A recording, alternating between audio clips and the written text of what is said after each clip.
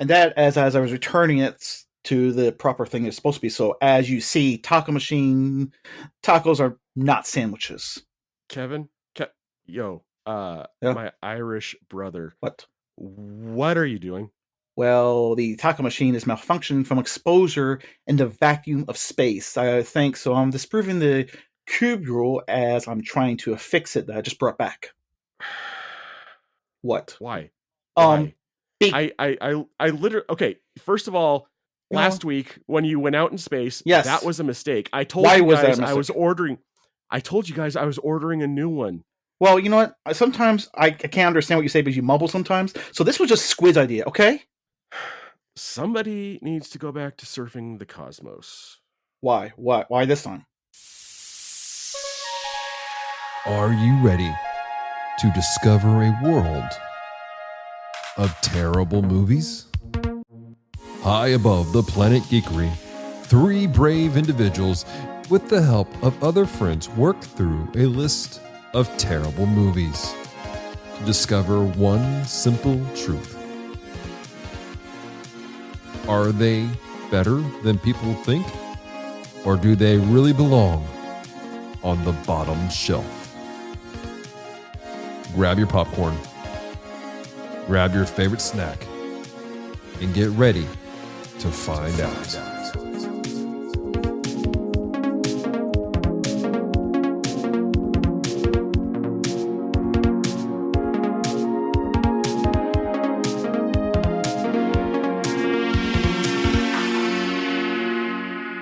Hello and welcome to The Bottom Shelf, the show where we watch critically terrible films so that you don't have to. The Bottom Shelf is an extension of Geek Devotions, the show from devoted geeks who are devoted to letting people know that they are loved. So if you don't watch past this moment, I hope you do, but if you don't, know this: you're loved, you're cared for, there is a plan and a purpose for your life.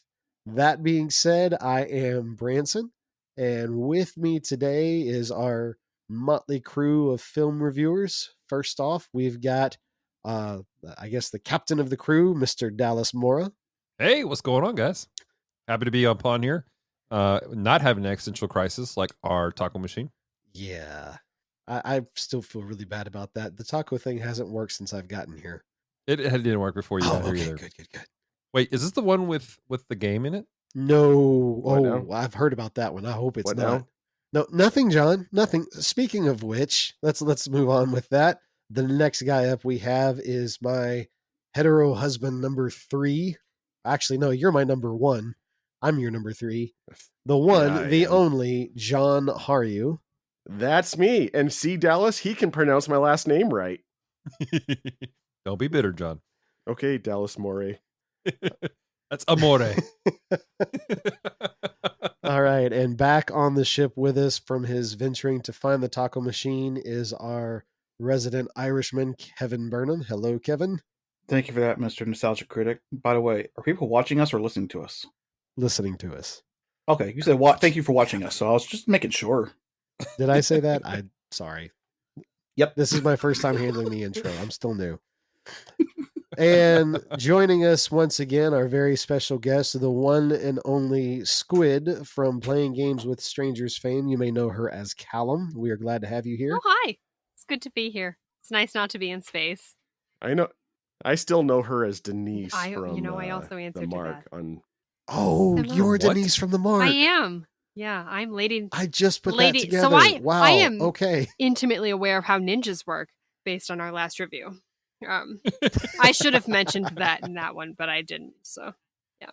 That makes sense. Right now, I'm just seeing how knitting works. No, you're not. This is crocheting. So. It looks like knitting to me. Sir, she is a hooker. Okay, we have established this. I'm also a knitter as well, but in this present moment, yes, I am hooking. That I don't know how to. That's slang for that's slang for a person who. Yeah, don't call anyone that crochets that outside of me. Just. There's a very small group of people who are okay with that vocabulary. Well, I wanted to explain that to our listening audience as well, because, I mean, most of them have heard your episode, Dallas, where you had explained that you had taken up hooking for a little bit, but... I've been doing hooking for some time, but... All right. So, ladies and gentlemen, last episode we were talking about a Velocipaster, and it got weird, and Squid joined us. Those and, things were not connected. Now, today, right? Kevin... correlation is not causation. They're not connected at all. Just- I'm so glad that last- everyone listened to me about not watching that movie because you do such a fantastic Well, job. Kevin, you left the tape and you said don't, so we had to. But this time we actually have you in person. By the way, we discovered that you keep us like really regimented on the show. So, Kevin, please tell us, sir, what are we doing today besides pondering life with our taco machine? I was going to watch this movie called Dark Star. It was made in 1974 by John Carpenter. His first time making movies because he's made such wonderful movies that are always box office hits, such as The Thing and Big Trouble in Little China. So there's money to be made in this movie. Sir, you neglected to mention his biggest movie. Oh yeah, The Ward. That Vampires? actually made him go. I actually just said I'm done directing. I don't want to make any more movies. Sir. Yeah, sir. Yes, that's Sir Halloween. Okay, so what? How can you not talk? I know about that Halloween holiday. in How can you not conjunction talk with about John any Carpenter? movie John Carpenter doesn't make? I've How about celebrated that Escape holiday from New before. York? Yeah, how about Escape from L.A.? What about Yeah, What surfing. about He's escaping into from the surfing, ship isn't right he? now?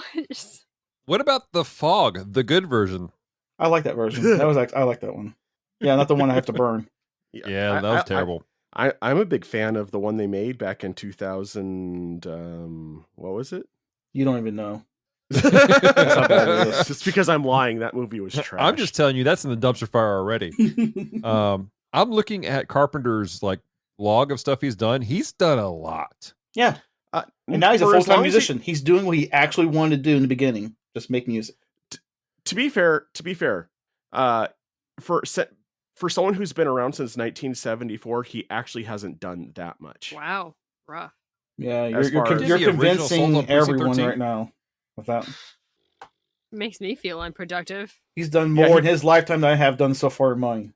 Anyhow, from this book on this thing right here, this Dark Star, it's also starring 4 hippies he got from Portland, Oregon, which I don't know who they are. And he did the music for this one, which is who else would you think? And yeah, I don't see no box office. I tried looking at it. It was supposed to be a student film, starting off with just 65 minutes, and then decided to add 20 minutes. I bet you we can talk about where that 20 minutes came from. And yeah, poorly received by audiences, but for some reason Roger Ebert really loved this movie. Really? Yeah, and it was rated G. I said I'll talk about that later because that's I'm wondering because he never directed the rated G movie, which is kind of usual for him too. Supposed to be a science fiction adventure comedy. That's a nice blend of genres. You could do it right. You could do it sorrowfully wrong. I wonder what we can get from that. It's so quiet. I'm just. It's like, Just like are this we movie. wanting I'm to watch just this or trying what? not to hurt feelings, because Have you seen it before? no, I just have. Has anyone I'm here just- seen this movie I before? just- Before we watch it? Going I into have. it, I just don't feel hopeful. Right. Okay. Are there have- warning labels on this one? I am a John Carpenter fanboy. Are you he sure makes that's all me- you are? Just a fanboy? I think you're more than a fanboy. He makes me squeal like a Justin Bieber fan. So, Okay. I know he's a musician now, and if he ever plays in my town, I will attend his concert. And throw Oh, my good underwear lord! on the Yeah, stage. I would go to that concert instantly. I'll be the one person I actually will pay the high price for because when U2 came to the concert when I was back in Ireland and everything else, they still charge minimum $400 a ticket. I'm like, good God, I'm in the very freaking back. You charge me $400? For No, who? for U2. Good old Bono. Oh, okay. Yeah, you gotta pay for all his vegan vegetarian meals. That cheeky bloke. Anyways, there were some taglines on there. Do you guys want to read these taglines? Because I'm not. I Yes, sir. missed Warning you labels. so much, Kevin. Well, Oh, I was trying to retrieve these freaking taco machines that you keep on launching out.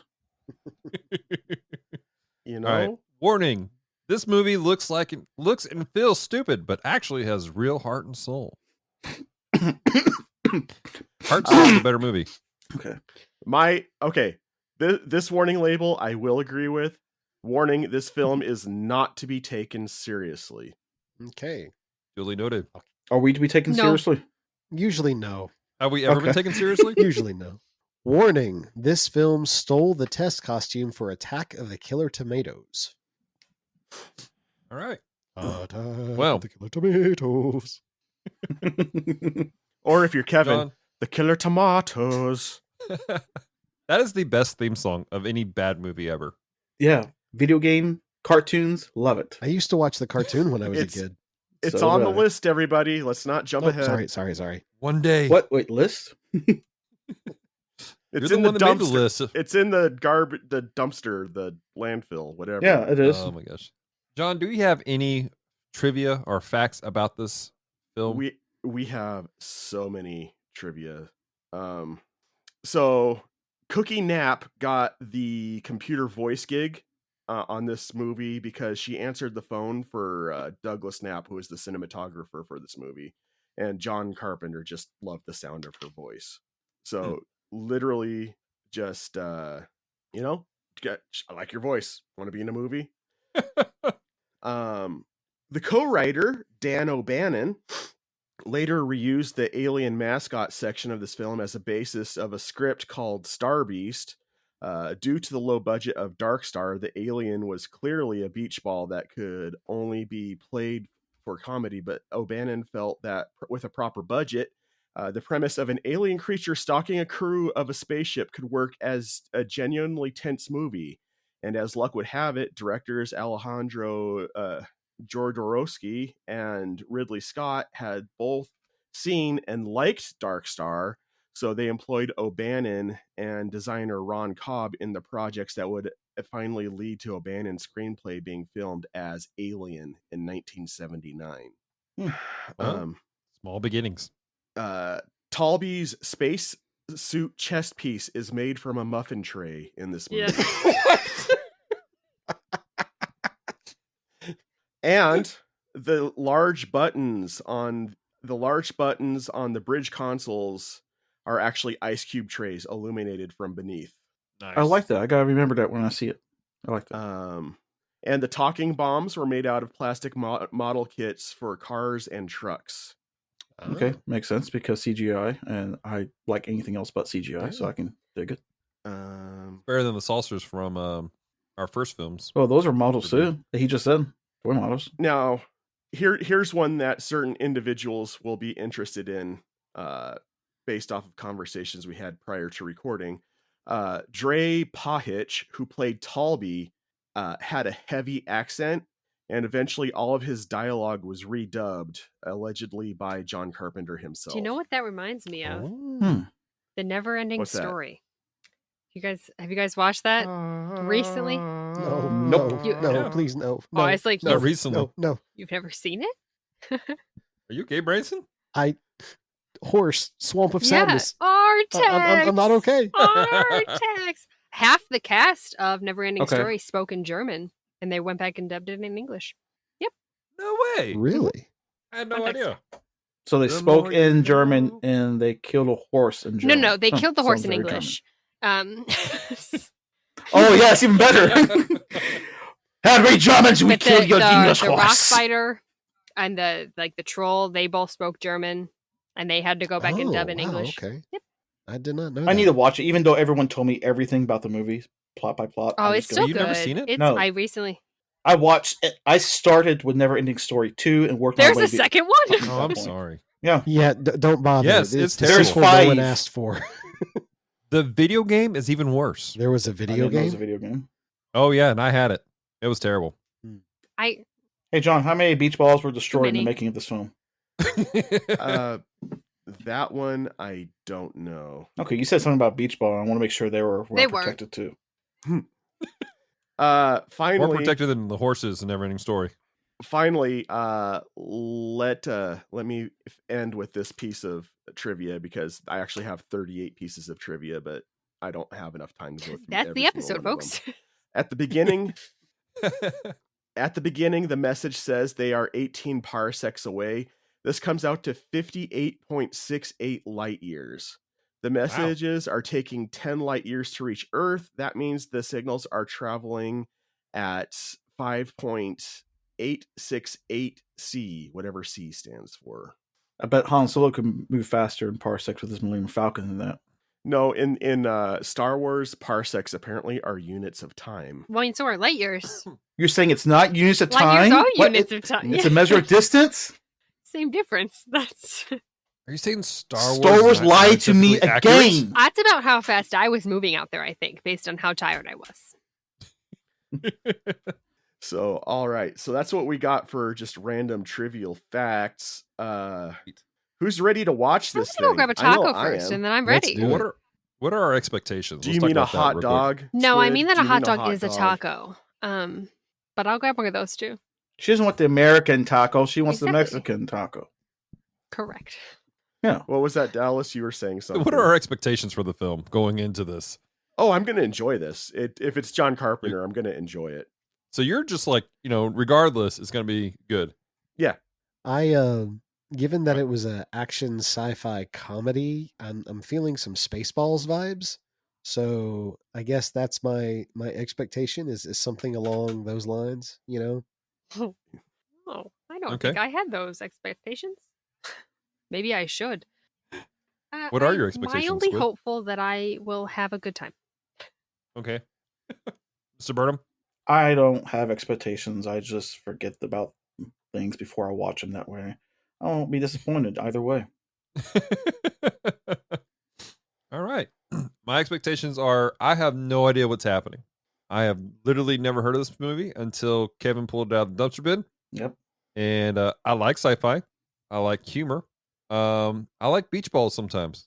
So, but we'll find out. Because the 70s were a special time. Yes. I guess they were. I wasn't thought of yet. I wasn't conceived of yet, so I couldn't tell you. How about we just pop the sucker and see what we think? Let's do it. Let's go into the theater. Dear listeners, this is your opportunity to escape. Our crew has just entered into the media projection chamber. What horrors and madness that they consume are unknown. Their mental state upon their return is unknown. You have been warned. Wow, So yeah. That was a movie. So good. That was interesting. Mm-hmm. Yeah. Yeah. Um, Oh. Mm. Mm. I Sorry, haven't- just Are had to there wake myself tacos up. What? Huh? God, I hope so. Well, guys, let's get into this conversation. I mean, for those listening, you're wondering the shock and awe we have today. Let me read the film description. In the far reaches of space, a small crew, 20 years in their solitary mission, find things beginning to go hilariously wrong. I think hilarious was an overstatement, but yeah. I laughed at parts. Yeah. Yeah. Kevin, can you please tell people a little bit more about this film as far as what we just saw? And then we're going to get into our spoiler discussion, spoiler-free conversation. Yeah, it was a movie. There you go. At least he called it a I mean, movie. Yeah, it That's is more than what we did last time. Yeah, we watch movies. That's what we do because we hate our lives, and this is what we do. This is your decision for us to do this. I know. I could just went away again and not come back, and just live happily ever after. Anyways, yeah. So we have this opening, And yet I'm the flight risk here. Okay. Anybody was talking about the opening because I didn't even know what happened. I'm being honest. I'm already forgot. I'm forgetting as I'm talking right now. What happened? What There was video what was it something. rated? They're talking about bombs. Something of the sort. Okay, yeah. Someone tell me. I don't know. I forgot. All right. What was the rating? What Oh was the- yeah, the rating. Yeah, Yeah, I have the that rating. whole Would you I have the make portion rating some card on card. a coffee? regular Should I go basis? make some I'm coffee? sorry. I'll make some coffee. Okay. Good lord, yes. Yeah. Yeah. Make it a Okay. double espresso. Anyways, it's rated G. Like I said in the beginning, I don't know why it's rated G. I mean, I guess 1970s you got to be high and everything else to rate anything G. So there's a couple of One of mild the actors language. actually did the whole entire movie on That makes LSD. sense. What? Yep, that I could see that. Wow, how can I not That know makes this? sense. Makes sense. Yeah, there's some mild language and there is some obscure pictures that's behind that they try to blur out every once in a while, but you can very know who's naked and who's not. Other than that, there's nothing else, just that. So I guess we at the Bomb Shelf will give it a PG. Sounds good to you guys? Yeah. I'm good Okay. with that. Cool. Yeah. Yeah. All in favor? Sounds good. All right. Aye. Okay. Sorry, I need some coffee. I'm on it. I'm making it. Don't worry. It's my angry Irish boy. I've missed you so much. I'm a man, not a boy. Get that correct? Thank you. I'm a man. He's the man.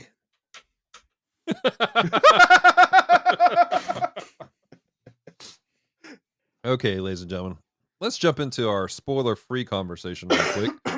What did we like, didn't like? What are some stuff that stuck out to us about this film? I I'm going to start off by saying that I could tell this was a student film. Yes. Because, wow. Mm-hmm. I'm not sure I think it had less of a budget Might than have. Velocipaster. and yet was still better. Questionable. Oh, Questionable. But I don't know what could be better than. I'll get into why I Velocipaster, in think my it opinion, isn't but- better. But that'll come later when it's spoiler version. Okay, thanks. But you weren't there for all of my riveting conversation about Velocipaster, so Don't miss it. don't worry. I think we made a recording, so I'll play it for you after this episode. I will say this about the film. Again, I, for being a student film, I am impressed with what they were able to pull off. Yes. The creativity to create the shots, to create some of the stuff that John described with, like, you know, the muffin tins and stuff like that. That took a lot of work and creativity. Yes. And I appreciate that. And I could definitely see the how things played out, how things influenced aliens and other stuff. So I appreciate the work that went into it. And so that's some of the stuff that I saw that I was like, okay, Yeah. I can see that. That's cool. I dig it. I definitely think about halfway through the movie, I was thoroughly confused. And yes, I see John raising his hand. The box office budget for this movie, I have that information. Thank you. I've been found looking it, for that. Where'd you find it at? on this invention called the internet. But No. it's they had $60,000, so it actually had by more. barely any. Wow. Mm-hmm. Well, in 1978, Yeah, though, so they had or more than 73, Velocipaster. 74. Yeah. They had quite a bit. That's very true. They had quite a bit more. I could see Fascinating. where they spent it on. The beach balls. I think No, beach balls. no, and I was saying the some- LSD Oh, yeah, and everything yeah, else. But yeah, we you can say that too. All of the LSD and then all of the beach balls that were destroyed in this film. Right. Right. I can say for me, I did appreciate some of the style of his shooting. When the three men were right there on the ship, and when it goes to camera, it moves in that smooth camera moves, which I love. Smooth camera moves, I love it. God Almighty, I love that because I hate shaky cams. There's no shaky cams, so I grandly appreciate that. Something they could do magically back in 1974, but no student film could do today. Everyone does shaky cams. Shaking cam wasn't invented until Blair Witch I was going to Project. say that It sounds was- very Blair I Witchy just thing. really, Well, that was more documentary for films. It wasn't really noticed until Paul Greengrass did it for the Blue Boring Identity. I wish you Trying had to think of been the word here for it. I'm last sorry. week when we were talking about Velocipaster, because some of the zooms in Velocipaster were just Right.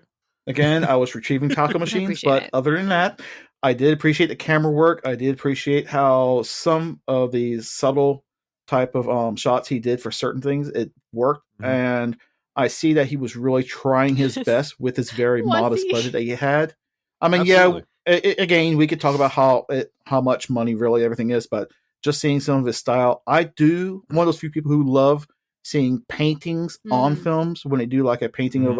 of a planet. I like that far better than CGI. That's just my opinion though, because I like a more Right. realistic. I'm with you on that, Kevin. I like having There's those something- paintings. There's something lovely about seeing that and just There's appreciating a like texture that brings to a film. yes, thank And- you.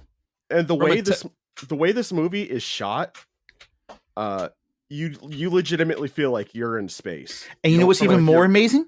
You can see the shots and it's dark, but they have the light and Disagree. you can do it. Unlike, like Venom, which is shot in dark with black suits. I could see the disagree. shots. In fact, I actually Oh, wrote down Kev- We're gonna talk about that. Kevin, dark. do you want a hug? We're gonna no, talk I'm just about I that. just appreciate I can see what I'm looking at because people who can't see this must need a new eye doctor or some glasses. I don't care what you So- write, you need new glasses. Yeah. Squid and I are going to be on the same page later in the podcast. But from a technical point of view, the shots and everything like that, I'm with you, Kevin. Like, it was technically a well done thing. Like, he had great technique in creating shots, and I'm with you, dude. I love painted backgrounds and sceneries. Like, Mhm. those are beautiful. I'm Branson, telling you, we John interrupted Carpenter's you. the man. Branson, we interrupted you. No, What I was yours? just saying, when I first saw it, by the way, it did not live up to my expectations of Spaceballs. No, I imagine it didn't. But halfway through, John reminded me, you're not supposed to take this seriously. And so I just kind of surrendered myself to it and said, okay, it's going to be what it's going to be. I'm not going to try to expect it to be anything. And when I did that, I actually developed a deep appreciation for the way the characters were and how they were shown and some of the dialogue and the conversations they had. And I'll get more into that in the spoilerish bit, but I didn't like it at first, but the more I watched it, the more I developed an appreciation for it. Now, is this the same way you developed appreciation for Velocipaster? No, because I actually would. Well, that's going to be getting later. We'll discuss that later. I bet you he loved Venom. We had that on tape. He did. Squid, what are your I spoiler-free enjoyed thoughts? some of the dialogue of this film. There were some of the lines in this film that I thought were very good. That's what I've got. That's spoiler free. Yeah, that's cool. We'll get into those reasoning why. John, did you have anything? I enjoyed everything about this movie. Of course you would, because you're just a lover boy of John Carpenter. This is true. You probably got posters and all kinds of weird magazines of him too. See how quiet he is about one side. Are you feeling jealous, Kevin? You Heck have no. posters and weird magazines about you? Nope, please God, no. What? No. I'll say this: the thing about this movie the most, like at the very beginning, it made me want to watch Red Dwarf. Like when the opening scene, all that went through my mind, it's cold outside. There's no kind of atmosphere. That's it. It made me want to watch 2001. Okay, Am I the one? I can see that. Let me give some clarity to my statement. As I stated before we went into the movie theater, this is not my first time watching this movie. Mm-hmm. My first time watching this movie, I didn't enjoy it very much until probably about 2 days after I saw it.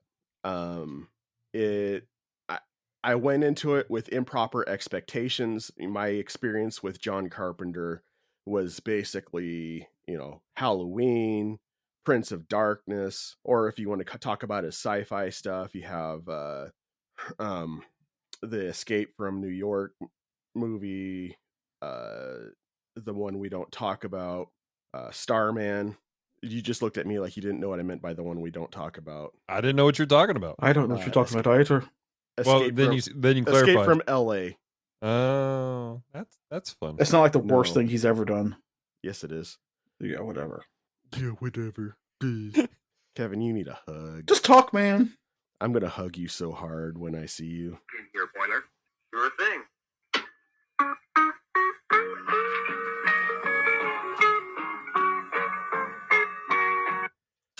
Anyway, that was on my list of terrible things. I like that song. Anyway, you just derailed me, Kevin. I think you derailed yourself. But basically I walked into it with the wrong mindset. And then I went back. Okay, so let's take a step outside of the fiction for a second here. Did the versions that you guys actually watched, did that have the opening statement from Dan O'Bannon? Was he the mission control Go guy across the at the very screen. beginning?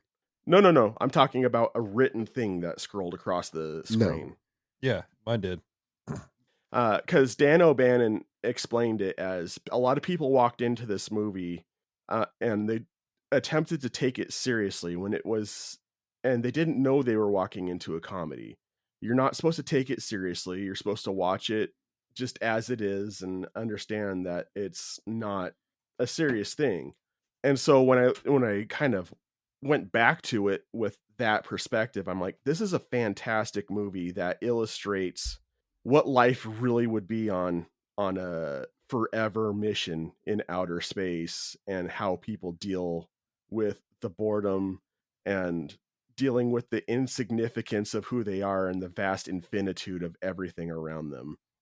I think we're getting close to You took spoiler the talk words right out of my because I mouth. have a lot of things to say right now. I think we are. See, when people tell, this is what I always disagree when people tell me something like this. Like, I need to walk in with this mindset of thinking it's a comedy or sci-fi or horror. Like, I don't need to know what I'm walking into. I'd rather you just come explore this world to me, tell me, and I could just receive how you're telling it to me. And if you gotta explain to me how you're telling me the story, then I'm like, that's a rubbish story. I'm sorry, you agree suck. with that. I don't care. Kevin, I don't care about anybody. You can try to argue this until you just choke over and die.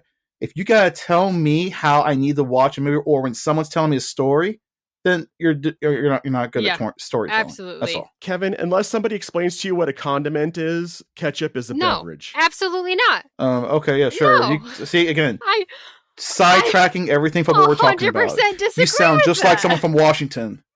I agree. I agree with what Kevin said 100%. I'm- If someone has to give me a novel before I go into this movie to tell me how to view the movie, then it's not a good movie. Sort of like what we did for Dune. Here's a You book are right here. Here's the thing.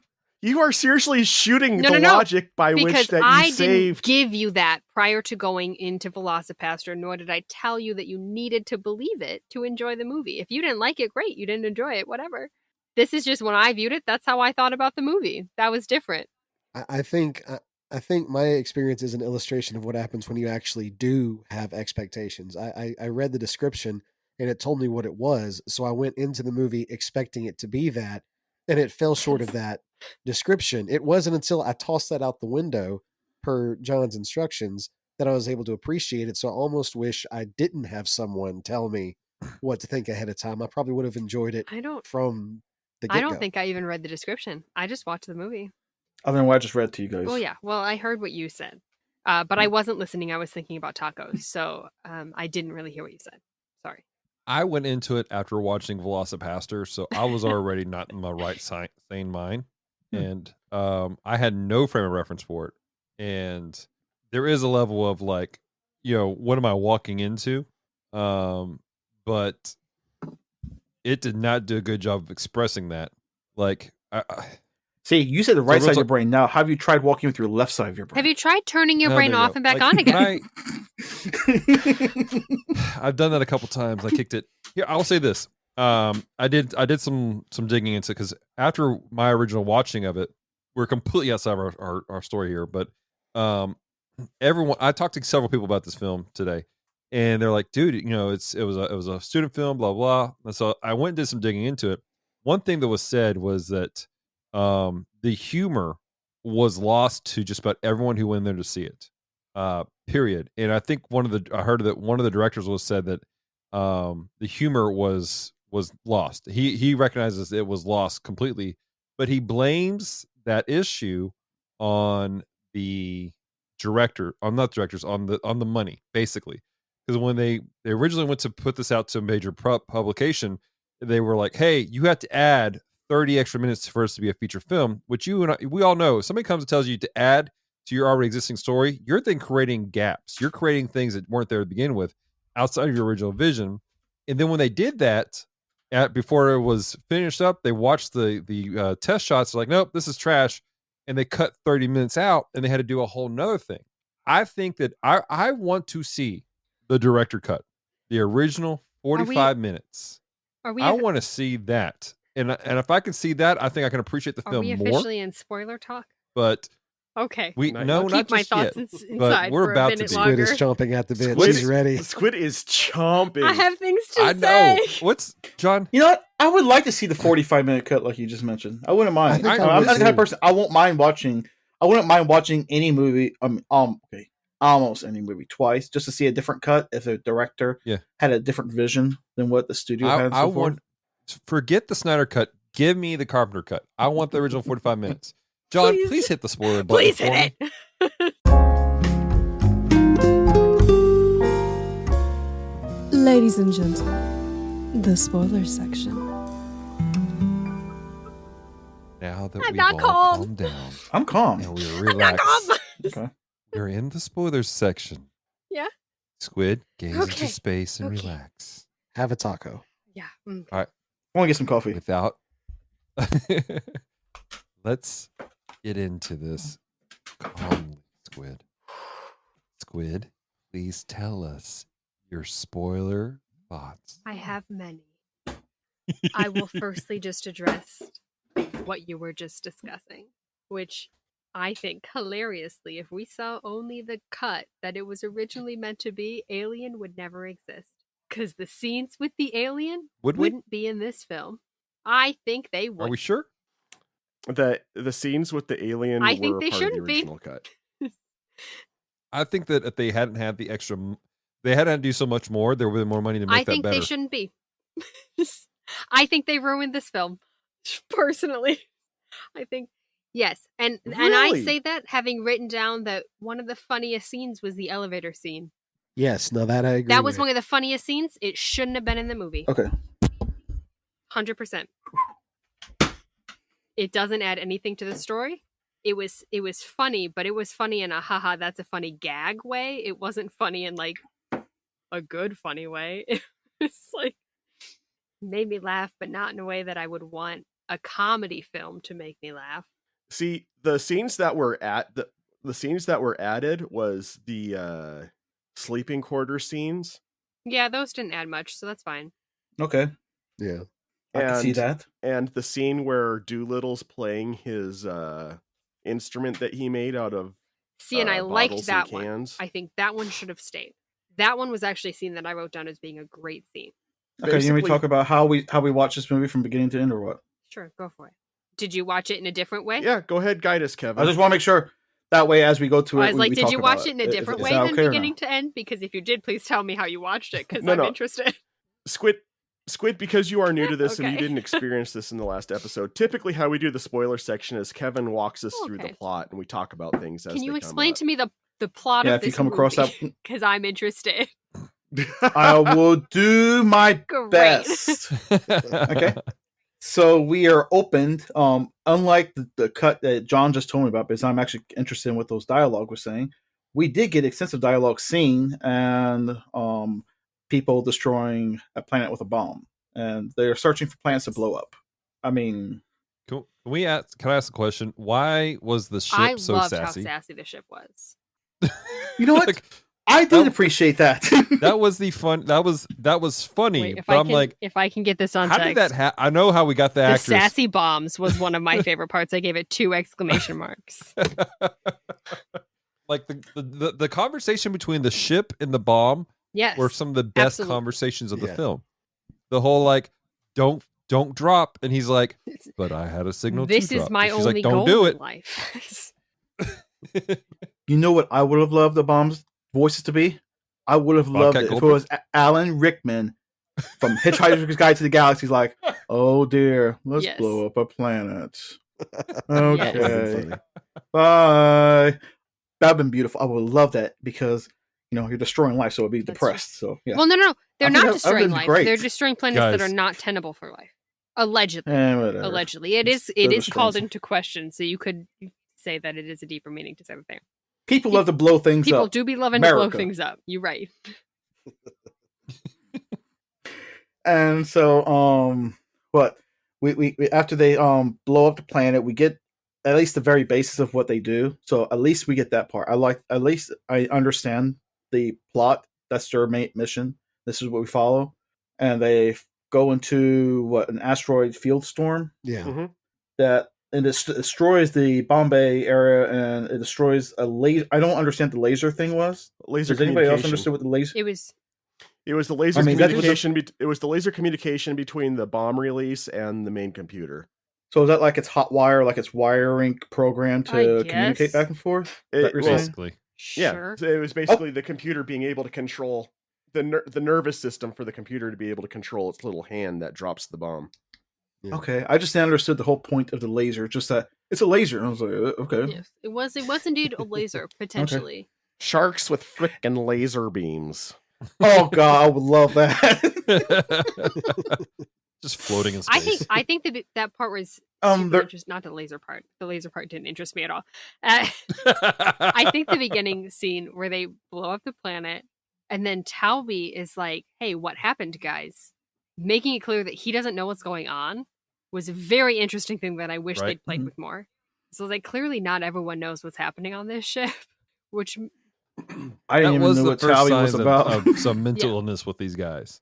The fact that he's just like literally spaced out. He's like, stars, man. which is Was he interesting the guy that was later on LSD?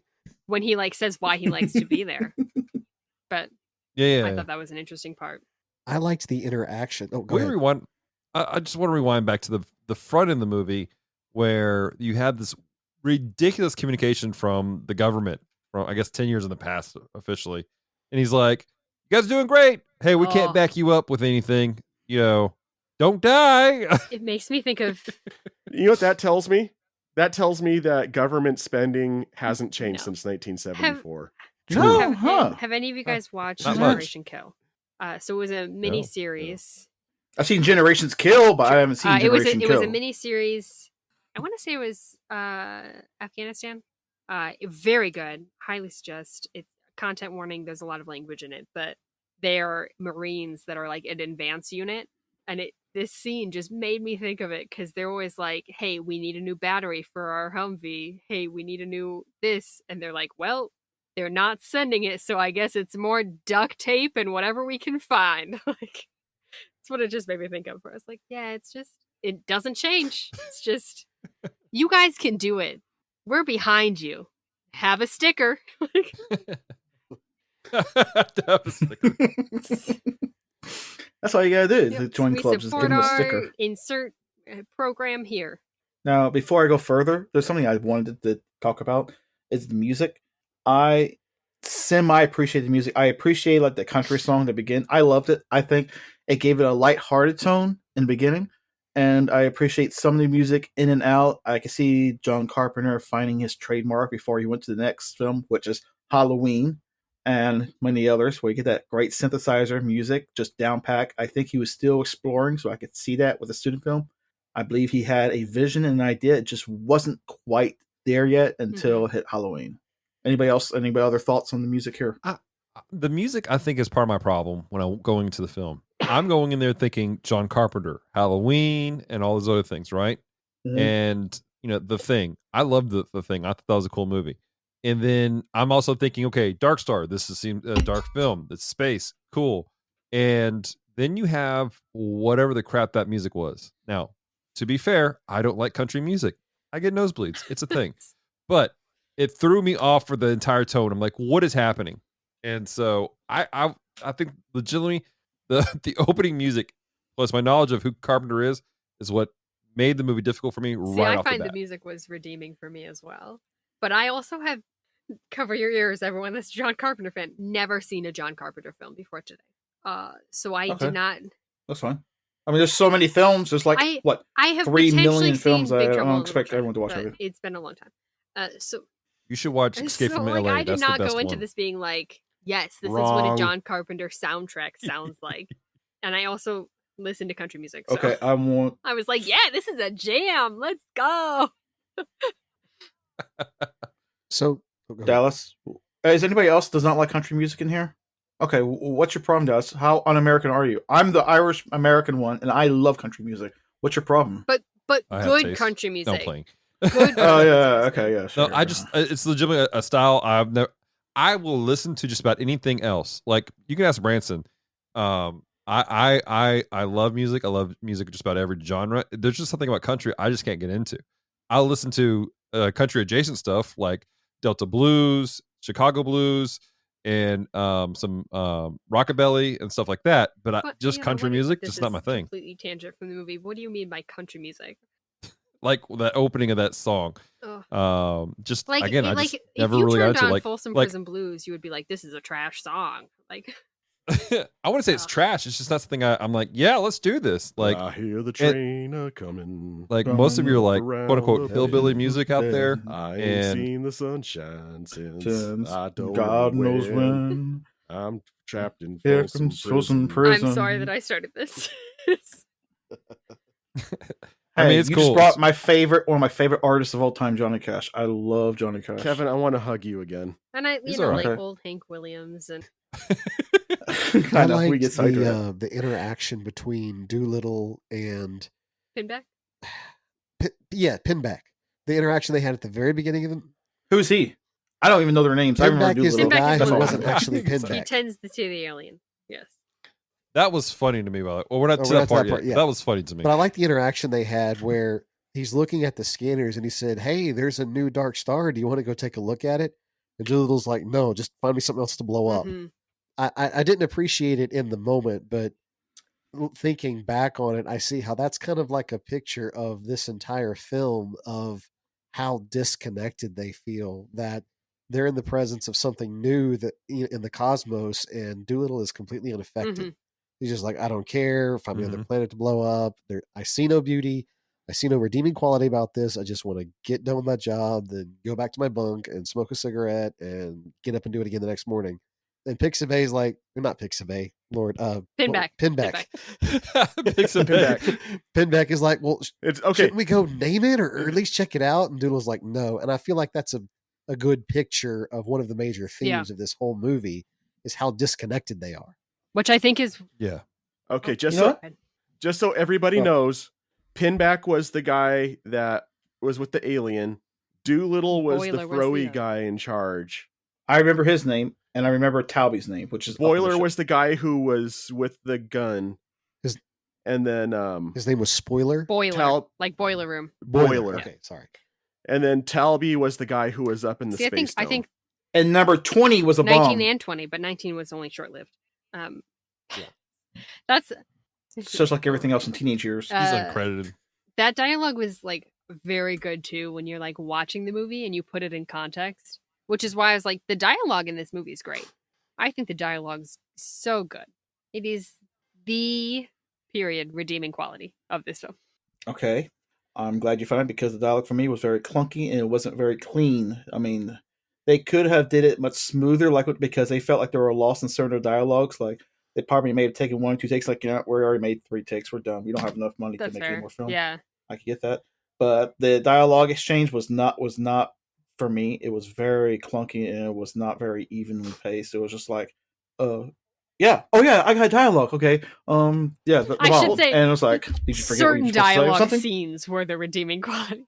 Because again, I also did say all of the scenes with the alien should be taken out of the film. So Well, also, one thing that when it comes to the dialogue and the music, which everyone was just talking about, one thing that will be very obvious very quickly in this movie is this is a very quiet movie. It is very quiet. Mhm. And I Much appreciate like quiet the- movies. I do appreciate when movies are quiet, because see, don't tell is the biggest thing I like for a film. But if you're going to tell it well. And See, the quietness is. Sorry, what? I appreciate the quietness because it adds a certain amount of contrast to when stuff is actually happening. This is especially prevalent in low budget movies like Evil Dead, which was also a very quiet movie, and it heightened the tension. was this movie supposed to I be just don't tense? Wait, think what? that Huh? What?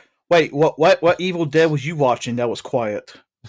the first one, the first original, one? yeah, the- yeah, the original they were Sam- quiet. They were the- quietly screaming and quietly saying, "I'll swallow your soul." Yeah, that's pretty quiet, man. Okay, first of all, the "I'll Swallow Your Soul" came from the second Evil Dead movie, sir. Yeah, but we're talking about quietness. That wasn't quiet. And I'm talking about the original student film that Sam Raimi made. Okay, cool. Yeah, we're still talking about that. Cool. Not quiet. Dude, I will. I thought it 2001: A was Space That is a Odyssey. quiet That's film. quiet.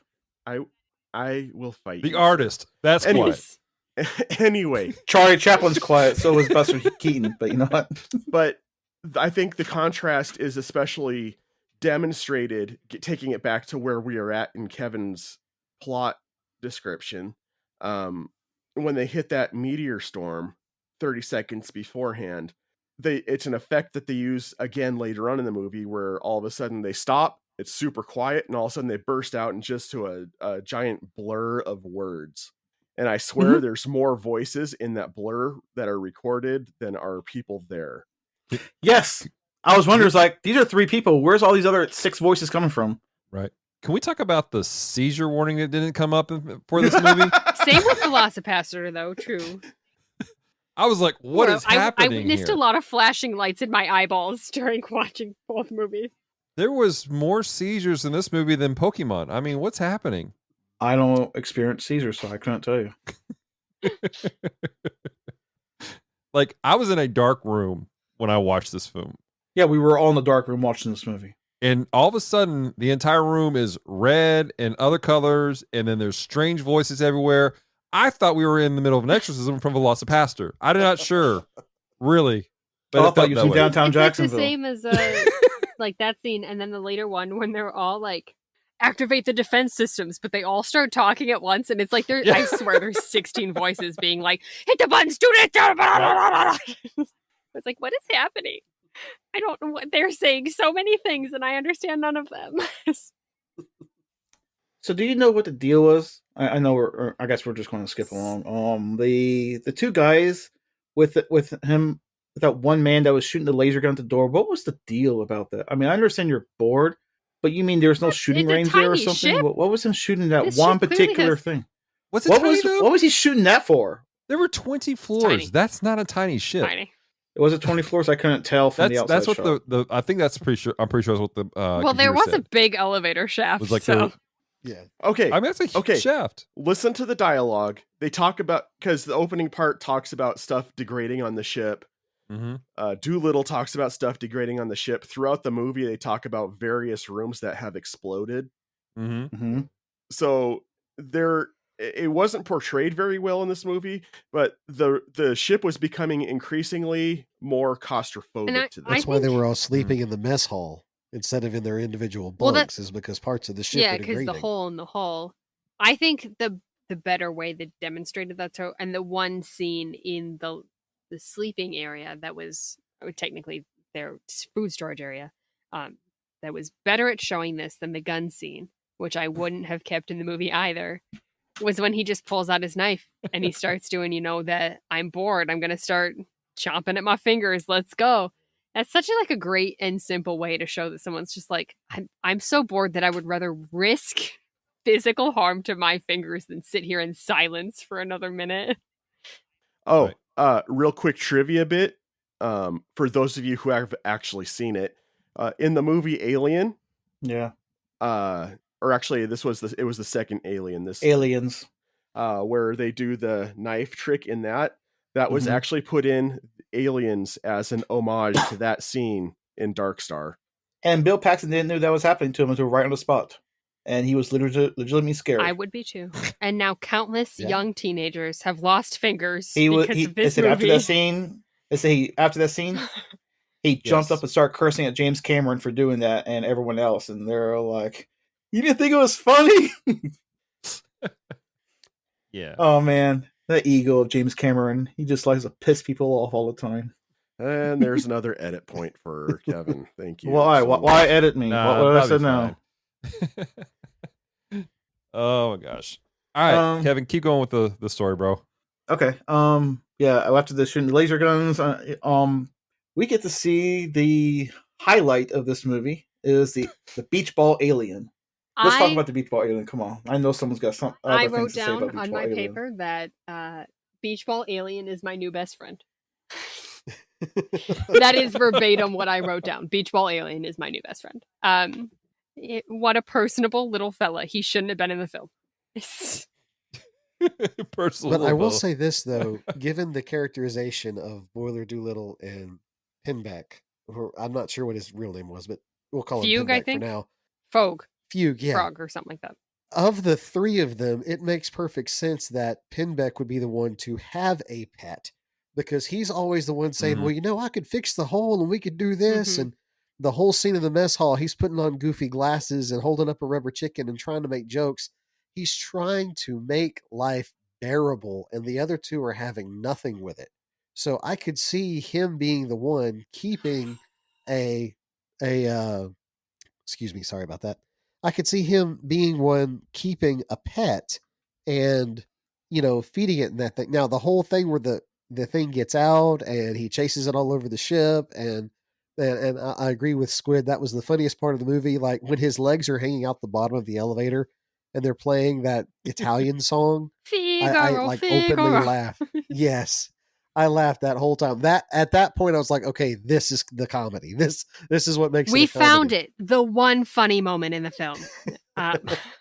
But the fact that that was actually had some charm to it. Yeah. But the fact that he has a pet, that he's trying to take care of it, and that he's frustrated that nobody else cares. Like he's talking to Boiler, is like, well, I guess I gotta go feed it since no one else will. Yeah. That fits in with the rest of the characters. He's trying to make the best that he can, and nobody else cares to. They're like, you're the one with the pet. You go feed it. Well, I think it shows that point well. It definitely added to the character. I just didn't think it added anything to the film. we didn't I can didn't see need that, it. yeah. Because you get that through him joking in the mess hall, and then his diary, like that was great. I thought that was a great scene. Him watching back Yeah. his recording. The alien didn't add anything. In fact, it subtracted from the film quite a bit for me. Yeah, I don't believe it added anything to the film. I just think it would. I really thought that would have been the Mhm. 20 minutes they added into it, along with them sitting, but it wasn't. And I was like, okay, well, When you were gone for I mean, coffee, that's exactly what I kind said. of wish they. Okay, I- well, I I really need something wonder- to keep me awake from that film. I really wonder if they had the budget, because a lot of their budget went to props and stuff like that, and whatever else the production company made them do. If that scene would have been better, if they had done But even more than just the a beach ball didn't subtract for me. I didn't care that it was a beach ball. I was like, this is a charming alien. This is fine. It was that those scenes, regardless of how good the alien looked, added nothing to the story. It's something that who's that director's name who made the Toxic Avenger, the trauma films. Sounds like something he would have came up with. It's like, Well, let's that's do the- something weird right here. I Toxic missed that Avenger. one. I know who you're talking about, and I can't remember his name. Oh, Kaufman, Squid. that Jewish guy. What's his name? Andy Kaufman? No, he didn't do Toxic Avenger, did he? Lloyd Kaufman, something Kaufman.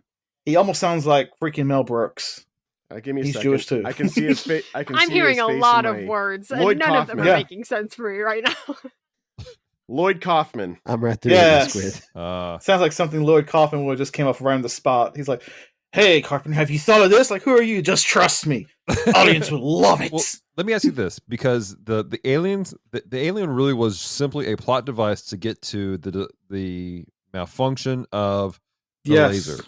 Yes. How we'll get would to you that. have preferred them to make that happen? Let's play our fan fiction mindset. Remove the alien. How do we get to this, to the malfunction of the laser But they do it in anyway. that manner?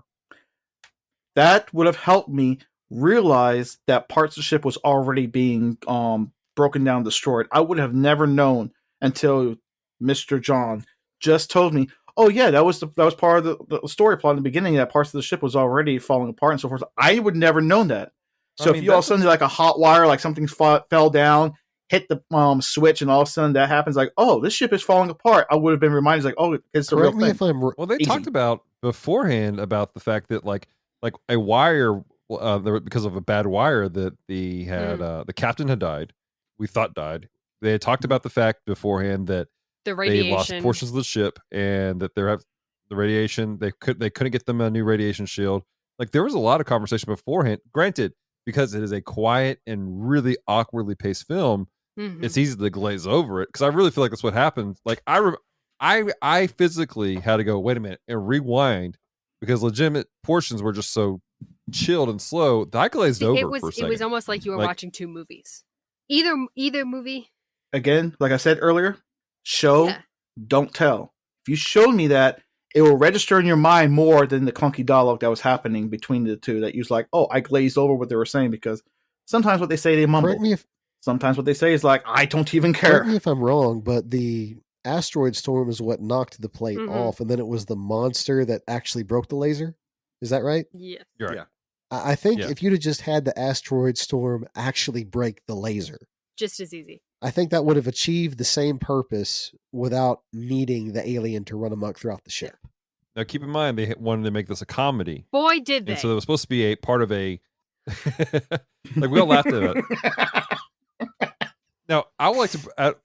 I do have a complaint about that whole scene with the alien. Complain And that's- away. Go ahead, Mr. Dallas. It was too Yes, dark. You couldn't thank see you. anything. I saw more in Venom than I I saw in that agree. scene, Mr. Bollocks. Burnham. Bull crap. You saw more in this in Venom.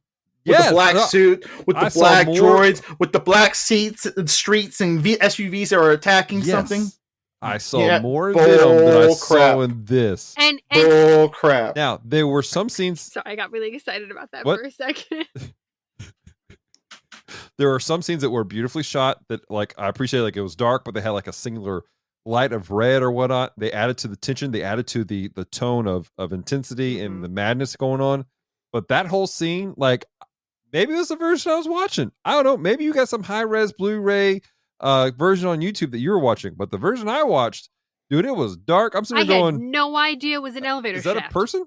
And I had no idea what he was holding. Not a clue.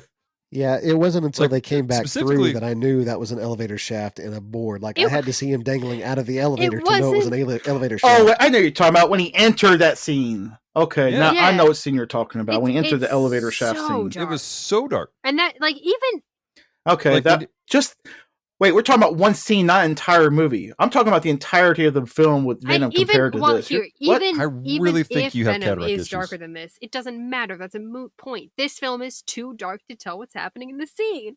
I don't care if Venom's darker. It probably was. No, I was just talking. I was just comparing a scene I think towards an this film entire was too dark in a lot of places. I think that film or that scene specifically was definitely too dark and was like illegible. It was like you could have taken the scene out. Well, Miss, I could name some films that are much darker than this right here, but Exactly. we're I not don't talking care about what that other right now. films are darker. I'm not watching those films. I watched this one. I wish Yeah. I was watching those ones. Oh, okay. Hey, John. You're being awfully quiet. Why? Because we're attacking his No favorite reason. movie. Yeah. Nope. Nope. No reason. Let's continue. Let's go I on just to the want to know next why you're being one. so quiet right there, because Nope. after this elevator shaft and so forth, at least he shoots the alien, Yep. and it actually deflates just what we expected to be, like any other. I VFX did laugh at that. Okay, so true story. They used a real anesthetic gun for that Oh, scene wow. with a with a CO2 hypodermic, Interesting. Oh my gosh. which is the I reason wonder. why. I wonder if one of that guy what was his name? What's his name? Patsy, the one that was upstairs. What was his name? Talby. Talby. Talby. He was like, "No, not my needles. It's terrible. How else is supposed to get high now?" I don't think that's That how you is do terrible. LSD, but He probably was that's so high he fair. wouldn't know. That's fair. None of us are experts on that Not right now, now. not ever. Hey, I do live in Florida, so I get to learn a thing here and there on the streets. The mean streets of Florida. I was just thinking that. I did. Every think- household I don't has know their where Al we Pacino. are in our walkthrough now. We were discussing the We're about to alien. talk about how Talby is now actually part of this movie, because I keep forgetting about the guy upstairs. That's why I kept trying to remember his name. But Like, once again, oh yeah, that's the guy is right point. there That looking at the is the stars. point. That's the That's point. the line He's that I up have there written by down. himself. He's up there by himself the whole Yeah, time. while he had his the conversation with whatever the guy's name was about surfing. It's just like, I just want to go surfing. Wish I could just wax the Gosh, board. You know, man. Anytime Surf. That was Doolittle Doolittle. talks to anyone, I just get the idea that he's not talking Yeah. to someone. Like, I really think Probably Doolittle is wasn't. well, out I of his think that's mind the whole entire point of the time. film. Like, It's just like these men Yeah. aren't on a ship with other people. They all sound like that. Well, here's the thing. That did a really good job of demonstrating just how disconnected Talby was with the rest of the crew, especially when Talby finally comes down to try to fix the laser. Mhm. And during the bomb run, despite the fact that the computer said, "No, there's a problem. Don't do the bomb. There's a problem with the deploy mechanism." And then Talby's like contacting them saying, "I need to fix this. Something's going on." And they're like, "Don't talk to me, bro." And they Yeah. just turn Click him off. off. It's just like, wow, and so there's a disconnect between the crew, and it's just like, I think it was all chiefs, no Indians, so to speak. Like everybody was kind of doing their own thing, and then there was it was just watching any form of structure or order fall apart due to boredom. Mhm. But I guess the bomb wasn't bored because it just came back to life. It was like, hey, I'm still a thing, because after the first two times, tried to do something. Now this is the third time. Was it the Turn the third top. time? It was It the was third trying- time. It was the third Okay, time. yeah. Yeah, there were 3 times.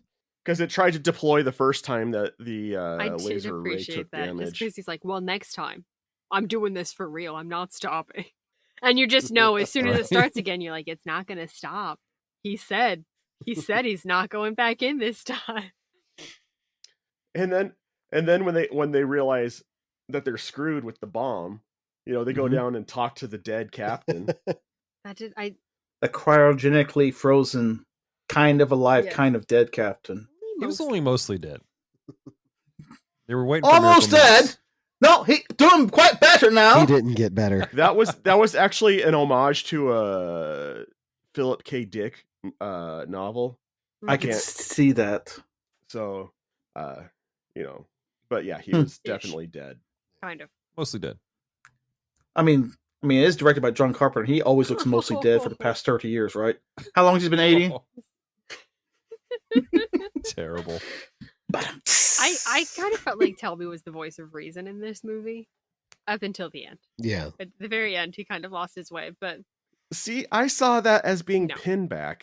I think it was a combination of the two, but for different reasons. Pinback was the eternal optimist of, no, we can really do this. This is going to be okay. We got this. We got this. Talby was the guy that held on to the awe and wonder of where they were. He never lost appreciation for the fact that they were in the stars, traveling space, whereas Doolittle didn't care that there was a new Dark Star.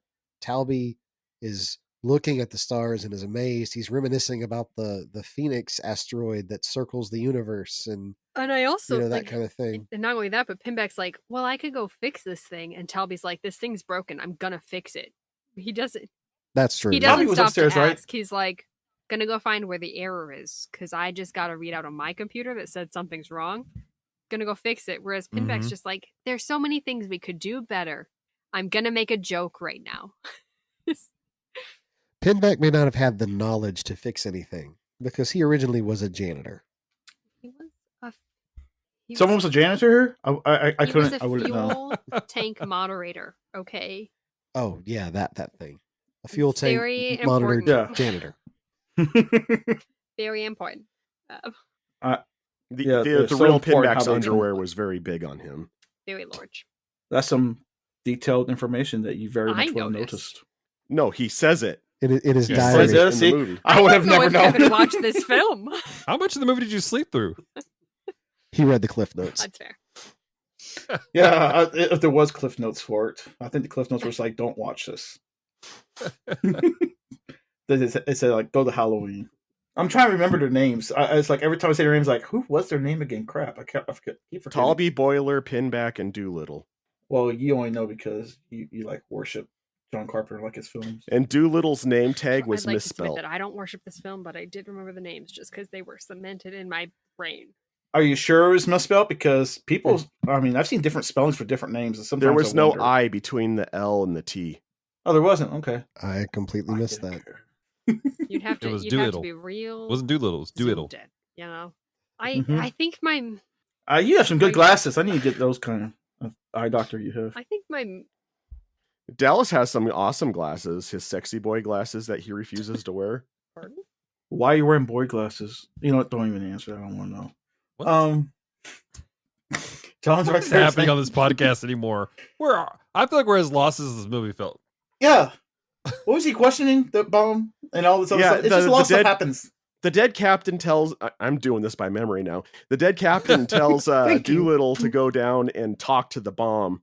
And basically tries to he goes down in a spacesuit and tries to put the bomb in an existential Says, crisis. Go teach him numerology. Mm-hmm. Which is funny because the ba- whole crew is going through something similar. I find that interesting. That Yeah, he's essentially telling Doolittle, put the bomb in the same state of mind that the rest of you are in. What I find to be amusing is that when he goes down there to do that is the most animated we see Doolittle throughout the whole entire That's movie. true. Very true. That's true. I think it's also just a reflection of him asking himself those questions because he's just there and he's like, Yes, "What do I know is real? Nothing." exactly. He's talking out his own Do you know existential what that scene crisis. reminded me of? That I'm sure most of you guys What's have that? seen. The end of WandaVision. Yes. I've never seen one. Yes. I totally get yeah, that. like just that discussion. Vision versus Yeah, vision. that discussion, I was like, I see what's happening. Is it truly his ship anymore? Indeed. And that's when the bomb. Yes, thinks it's that is when the God bomb and assumes wants to- godhood, which is also Oh, what I wrote down. I have a lot of questions about Well, that. So then Doolittle tries to get back on the ship through the airlock, but it ends up blasting That sounds Talby really out familiar. into space. Okay, that part made me chuckle. That part made me chuckle when he shot him out. Yep. I know what that's like, and it's not fun. I You've been really shot out of Yeah, Like- that's how I got before? here. There Yeah. needs to be That's how she- if somebody did a riff tracks of it, there would Yeah. so be something going. I wanted to see evil Jeff Bezos at that part as he shoots. Get that man. We need more of these Yeah. guys. And then, of course, Doolittle goes after Talby. So he's after they're both thoroughly away from the ship, the bomb decides that he's God and says, "Let there be light," and then explodes, which I thought was a brilliant line to do right before the explosion. Okay, yeah, I will give that was a good line to say before the bomb. It reminded me a lot of the 2001 Space Odyssey. It reminded me so much of that, along with Stanley Kubrick's other film, his Dr. one other Strangelove, film. or How I Love to Stop Worrying, Love a Bum.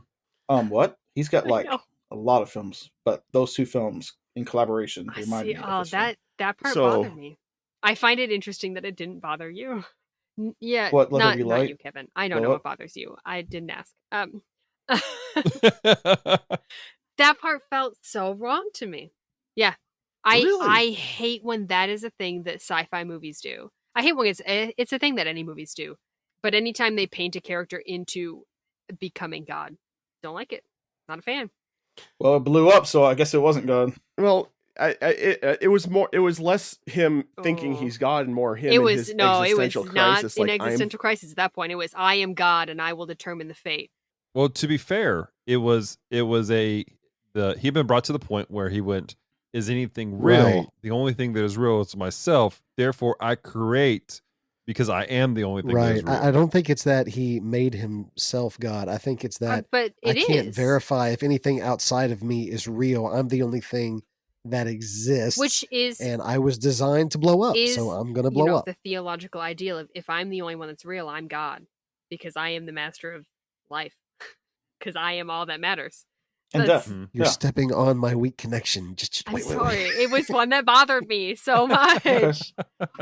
I think it was the one thing that actually I appreciated the most in this movie was that end part right there. It's other than him surfing, was like, I finally found this part. I can surf one more time into my death, like Silver Surfer. Hang on, we're getting to that. We're getting to that. It's just I'm amused at how split we are over that one thing.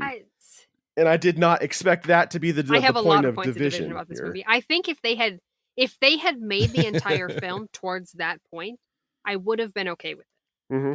I would have been fine. But the fact that it was just thrown in there at the end, it felt cheap, and I didn't like it. Because that wasn't what the movie was, because it was funny laughs in an elevator with an alien. To be fair, like this brought up all kinds of like basic college philosophy conversations. Like all was missing was the allegory of the cave, and we would have had a solid movie based in college. That's all that was missing. So I can't fault them for doing that because, to be honest, these are college students. Dallas, this is the most interesting thing they can do. Dallas, I'm going to blow your mind right now. Yeah, the entire movie was an allegory for the cave. I give you that. What cave we're talking about? Are you familiar with Pluto's story of the allegory of the cave? Pluto. No. Maybe Pluto. Sorry, Pluto's Pluto. a planet as well, kind of. Allegedly. Pluto is a planet.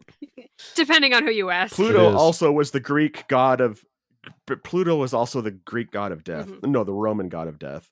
Yeah. So Plato, not by Playmate. He has this story about two people that are in a cave and they're chained up, and all they see is the wall in front of them and the shadows on the wall. And their entire existence, all they know are the shadows. The shadows feed them. The shadows provide for them. They are in this cave. That's all they know. One day, their chains are loosed, and one man gets up to walk out of the cave, and he's like, hey, there's something here. The other man, though, all he has ever known was the cave, and he refuses to get up and leave because this is all he knows. And so that's the allegory of the cave of, if all you know is one thing, is it real or is it just the shadows on a wall?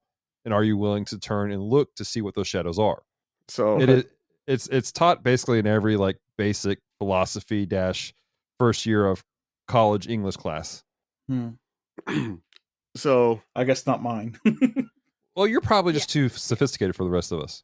Yeah, as the bomb blows up, it sends Talby and Doolittle in opposite directions.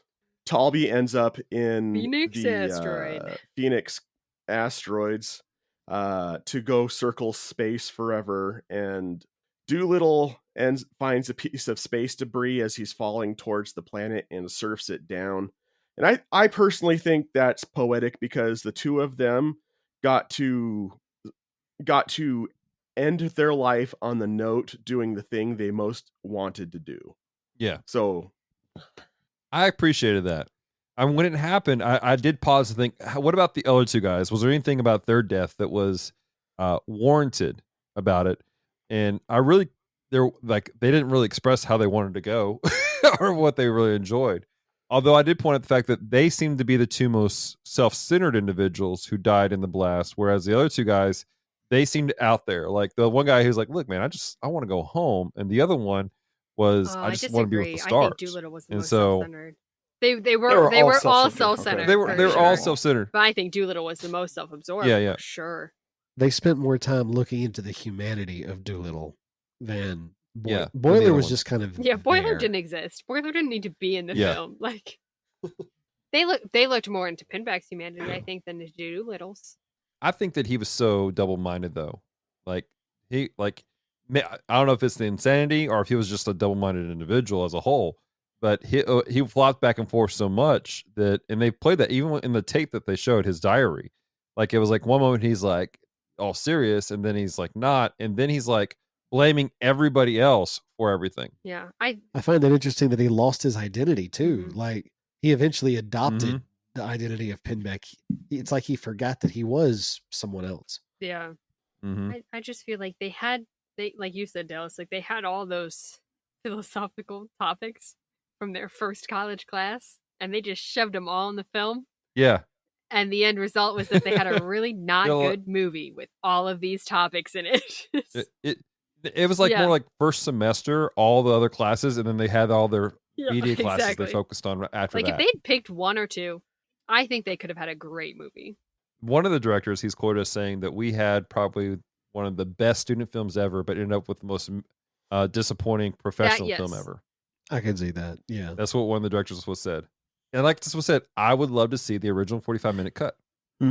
I think that would make it better for me. I mean, yeah, I'm sorry. This movie was just boring. I could think of right now, I could list you 6 things I find more exciting in this movie. Talking to me. Here's 6 things I found more exciting in this movie. Paraplegics doing a 100-meter dash at the Olympics. A Carrot Top stand-up comedy. The kidney stone removal operation. That's more exciting. I could watch, ladies and gentlemen. I can watch O.J. Simpson's car chase 1,000 times. That's more exciting than this one. Yes, ma'am. It was a major televised event. For a while. It was in 1991. Maybe 92. Watching the climate change in Antarctica, that's more exciting than watching this. And so is watching a Gap model actually eat a full meal and keep it down. That's more exciting than this movie. Oh no. Kevin, ladies and gentlemen. That's my top 6 things more exciting than this movie. Martin. Funny, but wrong. But I would agree. To quote Sam from Winter Soldier or Falcon Winter Soldier, he's on the line, but he's right. There were things that I wanted to appreciate about this movie because I saw those deep philosophical questions being asked. I just didn't get the payout from any of them. See, I feel like there was a payoff. Maybe I was too invested into the story, but I feel like... I'm sorry, what story? The story about how lost you get when you were disconnected, when you're separated from we're getting into my weak connection. So here's my challenges. Was that actually the story of the film, or is that the meaning you're attaching to the film? Because I think they're different. And I do think we bring our meaning to our film, and that is part of it. But I think this film is very weak at giving you that meaning. I believe that, it's subjective. What meaning you heard it here first. John thinks meaning is subjective. When it comes to art, yes. False. Disagree. You can disagree all you want. It doesn't matter because it's subjective. That does bring in an interesting conversation. I remember having talking with Nathan from Monster Island Film Vault about how we interpret films and how things are interpreted. And there is a school of thought where, there's this is what the director meant, this is what it means. But then there's another school of thought that's out there that is, I don't think John means it this way, but it's I don't care what the director thought he was meaning. Right. This is what it means to me, and that's what it means for everybody. And it's the idea of the perceived meaning as opposed to the actual meaning. which that goes into a flurry of other conversations about context and application. Here's one. Ask John Carpenter to actually do a commentary on this film, and he will refuse. Really? Yep. Kevin asked him. He said no. He refuses to do a commentary on this film. He'll do it for all of his other films, even The Ward. He will not do it for this film. Why are you bashing on The Ward so bad? Because it sucked and it broke his career, and he's like, I can't do film anymore. I'm done. No. Okay, tell me what's his other film after The Ward. Just because he hasn't done another film doesn't mean he's like, oh my. Listen to his commentary on The Ward. Come before. Listen to his commentary. He's like, I'm done. I just need to know. I'm done with Hollywood and its politics, and he stopped right then. Where the Charlie Brown short comes. Huh? Have you watched the Charlie Brown short? The John Carpenter. I'm pretty sure he directed Which one? it for Funny or Die. It's the only other John Carpenter thing I saw, and I watched it today. It's the entire cast of Teen Wolf. I'll check it out. Reenacting Charlie Brown's Great Pumpkin. Wait, Michael J. Fox is in there? You said the entire cast of Teen Wolf. Michael J. Fox is in Teen Wolf. The new MTV show. There was Teen a TV Wolf. show. Let's get into our rating. Do we want to put what the rating on this? What we think, or we put this on the shelf? So we just we need to get into this. I'm going to start off today. My rating is this film. Well, first off, Branson, can you define our ratings for us? Sure thing. What they are? Okay. If I get this wrong, feel free to step in and correct me. Our ratings are. You got it wrong. Let me step in. Oh, wait. Thank you, John. Thank you. I'm going to step to the side of it. I don't want to go over it. Our ratings are, first and foremost, we have the top shelf. Top shelf means we have no idea why this movie was listed as a bad movie. We think it's great. We think it's wonderful. We think everyone should see it. Then we have the middle shelf. Middle shelf is we understand why some people would think it's a bad movie, but we ourselves enjoyed it, saw value in it, and, if it were on, we would watch it again or we would show it to other people. Bottom shelf is, no, it's a bad movie. It was, it was really bad. We might could understand why certain people might enjoy it, but we did not. And then there's Dumpster Fire, which says this should not be seen by anything remotely resembling human ever. That's fair. All right. So for me, taking into account this was a student film, which I appreciate, taking into account that this was it was a starting point for careers and it was influenced behind like Alien and other things. And taking into account that they were a victim of big productions messing them over and making them do reshoots. I'm going to put this on the bottom shelf. Like, I understand why some people like it. I understand why some people are like, they have an attachment to this. I will never watch this movie again willfully. You may have to strap me to a chair and take my eyes open like Clockwork Orange to watch it again. But that's about the only way it's going to happen. It's just not something I will want to pop in and watch again. So I'm putting it on the bottom shelf. Branson, what do you think? Given everything, I can understand why some people wouldn't like it. And knowing what to expect or having preconceived expectations walking into it will hurt your view of the movie. But like I said, when I kind of stopped having expectations about it and just kind of rode with it for the sake of what it was, I got some of the messages it was trying to portray, and retroactively looking back on the scenes beforehand, I understood why they did certain things. I might have stylistically done them differently. I might have written the story different, but I get why he did what he did. So I'm going to put this on the middle shelf. I don't know that I would go back and watch it just for the fun of it. I feel like I would need like a specific reason to go back and watch it. But given a specific reason, like if I wanted to look for plot elements or look into things, I think there's a lot to be enjoyed about it in the proper context. So I'm going to give it a solid middle shelf. Okay. I want to put this out there before we continue on to the next one.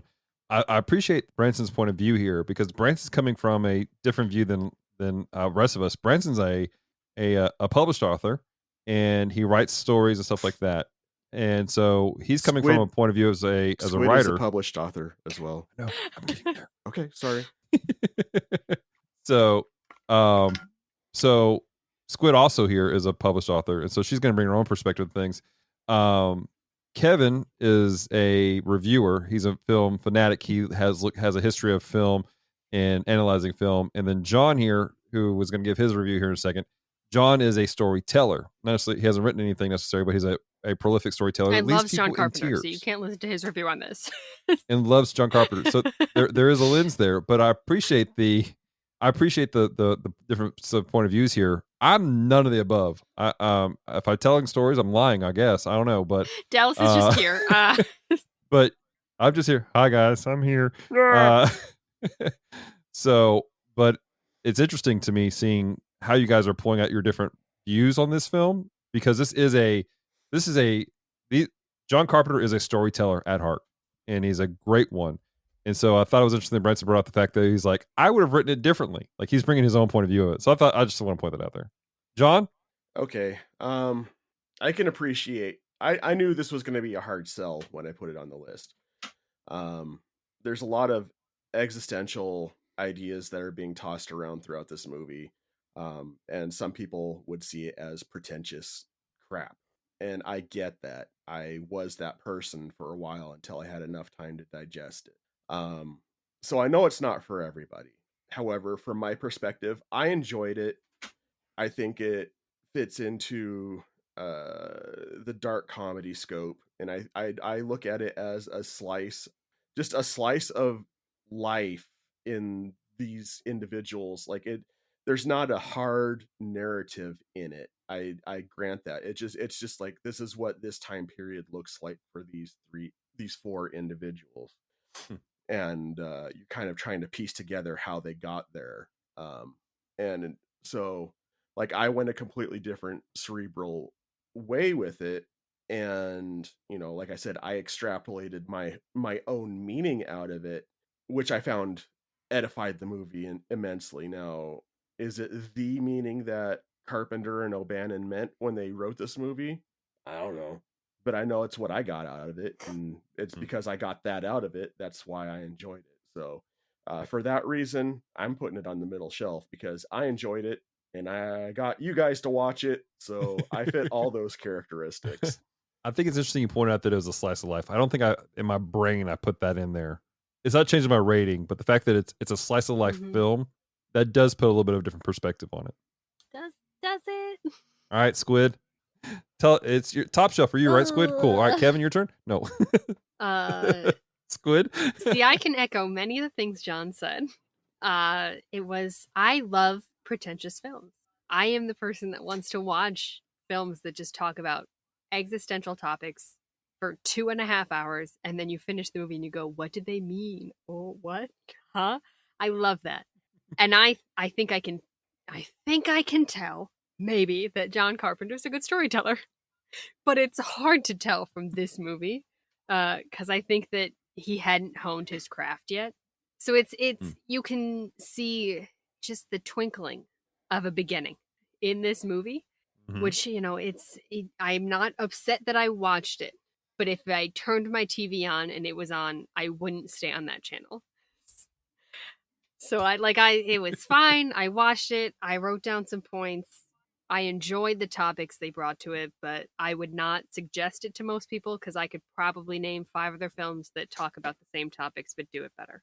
And maybe some of them would even be John Carpenter if I watched them in his later years, but not this one. So it's going on the bottom shelf for me. All right, Mr. Kevin, The tiebreaker. Oh yeah. I'm just on the fire. I don't care. I'm not philosophical. I'm not going to be pretentious. Pretentious people are people who like sticks up their butts. I don't care about that. This movie's stupid, dumb. I don't like it. It could be a waste of time. You could throw it in the back and it's like, hey, what was that? I don't know. It was something. Okay, bye. Trash. Throw it in fire. Intense. Is that your final rating? Yep. Dumpster fire? Yeah. All right. Wasting my time. I could have did other things in my life. And What would you have done? I would have slept. It wasn't 2 hours. It was an hour and 15 minutes. You would have gone. Calm down. You would have gone to Publix. Slept an hour. I would have slept for an hour and 30 minutes. I think it was. All right. So, our tradition, whenever we have irrequisite, we can't. Well, there's say 5 words, of us Dallas. and two put in the middle, so I guess it's middle, right? Well, there are two middles and two bottom shelves, and one dumpster. So I think that skews it towards the bottom shelf. So, yeah. Okay. Yeah. So what's happening is we're gonna make a poll in the Devoted Geek Life Facebook group, and we're gonna let them fight it out. And Let's see if they even watch it. and I'm going to do this. I'm going to invite John, Kevin, and Squid to post why they think in the Devoted Geek Life on the comment section why it should be what they said. Oh my god, I'm going to spend more time talking about this stupid film. Yeah, you are. But I'm going to invite you guys to do that, to make your case in the comment section of that poll. And then at the end of this podcast, we'll have Glix come back and tell us the final rating coming out of the Devoted Geek Life. So that is the plan. Kevin is having an aneurysm right now. You could throw a sledgehammer on my head right now and be like, "Oh God, thank you writing for up doing this." the outline for the essay I'm going to write about this film. Mine's easy. Do not watch. Boom, easy. Done. There you go. So there we go. All right. So that is where we're at. So let's go into our next section, Mr. John. This is a weak connection. I still can't believe that's Matt. That is Matt Marino. So I don't know what else to tell you. It's him. You should come hang out more. That is the man has been one of the biggest influences in my life over the years.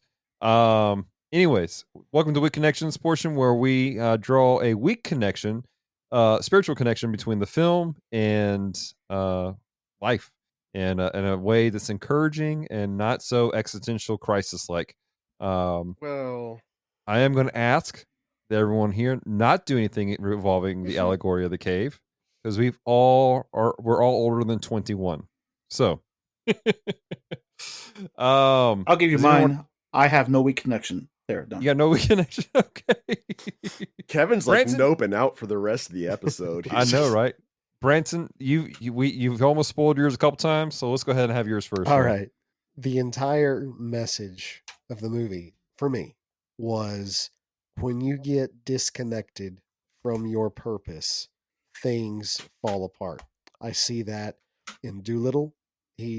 All he cares about is getting back to his board. He's been disconnected from his purpose. Pinbeck completely forgets who he is. He's disconnected from his purpose. Boiler, like we said before, he was just kind of there. Talby stays closest connected to his purpose because he stays up in the bubble and views the beauty of the stars. As Squid pointed out earlier, when there was a problem, he actually went to fix it. Like, he still grounded it in some sense of reality. And that reminds me of this whole concept. And we see it in scripture, we see it in real life. When we get disconnected from our purpose, when we forget why we were made and what purpose we have, things start to fall apart. We see it even with the bomb. The bomb forgets his purpose when his entire existence is questioned. And he just goes, okay, I'm just going to blow myself up now. Having a purpose is key. Having a purpose is necessary. And the only person who can who can give us our purpose is the God that made us. So we have to look to him to have that purpose. And so long as we stay connected with that purpose, so long as we hold on to it, we don't spiral down into the hopelessness that we saw in the crew. We saw that with Talby. He stayed in that bubble. He wouldn't associate with the crew. He wanted to keep looking at the stars. He held on to that purpose. And so as a result, he wanted to fix things. The bomb lost sense of his purpose. And so he just blew it up, So I think that's the key is going back to our maker, going back to our creator and constantly asking, remind me of my purpose. Remind me of why I'm here. And if we can hold on to that, that keeps us from spiraling into meaninglessness. I like it. Good one. Good. Squid, you got one? Weak, much like myself, much like me. It's all right. I think, well, I wrote down one of my favorite quotes, which was, I think it was when they were enjoying a meal together. And I say enjoying lightly. So very similar to last week when I was talking about meals and community. As one of them goes, what's Talby's first name? And then he pauses and goes, what's my first name? And it's just kind of this like disconnect from community. And this may become very apparent because I've now talked about it twice, but community is very important and we should pay attention to the people around us. Take time to learn people in your community. Listen to their stories, even if you don't want to. It's very important. So that's my Right? very, very weak connection. And it's all I got because it's about all I could handle logically to draw out of this movie. That's good. That's good. I like it. So, John, you got something, brother? I do. It was originally what I was going to use for the last movie, but I felt that it connected more to this one. But I found a biblical connection to the theme of this movie in Ecclesiastes chapter 1. Anybody familiar with that? Meaningless? These are the words of the teacher, King David's son, who ruled in Jerusalem. Everything is meaningless, says the teacher, completely meaningless. What do people get for all their hard work under the sun? Generations come, generations go, but the earth never changes. The sun rises, the sun sets, and hurries around to rise again. The wind blows south and turns to the north. Everything around it goes blowing in circles. The rivers run to the sea, and the seas are never full. The water returns again, and the river flows out again to the sea. Everything is wearisome beyond description. No matter how much we see, we are never satisfied. No matter how much we hear, we are not content. History merely repeats itself. It has all been done before. Nothing is new under the sun. Sometimes people say, here is something new, like a star, but it is actually old. Nothing is ever truly new. We do not remember that what happened in the past, and the future generations, no one will remember what we are doing now. That's just up through verse 11. Mm-hmm. It's amazing how many times you said meaningless. You described it with this film, but yet you put it in the middle shelf. That's absolutely brilliant. That's something that I expect someone from the bottom shelf will do. I don't know what's happening. Kevin hates me. It's just what it comes down to. Well, you guys had 2 weeks of agreeing, so now it's time for 2 podcasts of disagreeing. That's what it boils down to. 2 podcasts. What? Okay. Kevin's remembering. No. Mm-hmm. I think he's assuming that I gave a positive review to Velocipaster because he wasn't here for that. True. No, something else. Okay. What? I'm so confused. So here's my weak connection, and it kind of building off of Squid stuff about community aspect of things. Even though there are 5 guys Love really, that place. on the ship, not a burger between them. There was no community. They weren't paying attention to each other. They weren't helping each other. And even beyond that, there's such a small community that's isolated. Like these guys have been isolated I got lost in the conversation. Either they've been lost for 20 years or for 3 years. I'm not really sure how hyperspace works for them. But anyways, they were disconnected from everybody, from everything. And that's a real danger to be in a small community, disconnected from a larger community, being disconnected from people. There's a lot of people right now that have been very isolated within their central family unit, and that's it due to current health crisis issues. And for those of you who are listening to this podcast for whatever reason, the year 2030, hopefully COVID is not a thing for you anymore. But a lot of people have been isolated for a long time, and that isolation has not been healthy for them. There's a lack of a greater community. And at the 5 of us here, we're all Christians, and we understand, the church community is an important thing. We need to be part of that. We need to be part of even our local community, even those who maybe disagree with us, that kind of rub us the wrong way, even outside of a podcast. But people that can challenge us and help us to think through some stuff. We need that, period. Otherwise, we do become self-absorbed. We do start to lose track of what's important. We lose track of our actual identity. And we can be in a very, very dark place. All these guys were in really of a dark place because they were starting to go insane from their isolation. And that can happen to a lot of people. If we're not careful to watch each other, that can happen to our own communities that we're in right now. So that's my weak connection. Because in space, no one can't hear you blow up a planet. Or 2. In space, no one can eat ice But we cream. have tacos. Why are you not a father yet? And you make all these dad jokes. He's got a youth group. It's close enough. I guess it's close enough. I was quoting the tagline from Killer Clowns from Outer Space. Such a beautiful film. Oh, God. You good, Kevin? You'll never look at cotton candy the same. Shut up. All right, ladies and gentlemen, before Glix comes in with our final rating, we're going to sign off. That sounds good. So what's the next movie? Okay, for the next episode, I found this other movie on top of this rubbish bin. Oh, God, why am I doing Say it. this? I don't want it. to. It's Leprechaun, okay? It's Leprechaun, all right? Are you happy? Are you freaking happy? It's Leprechaun. I am so happy right now. I think you threw this inside here on purpose. There was no way this made it inside here unless you threw it inside purposely. Are you saying it's a top shelf film? Who? What? I don't even. You know what?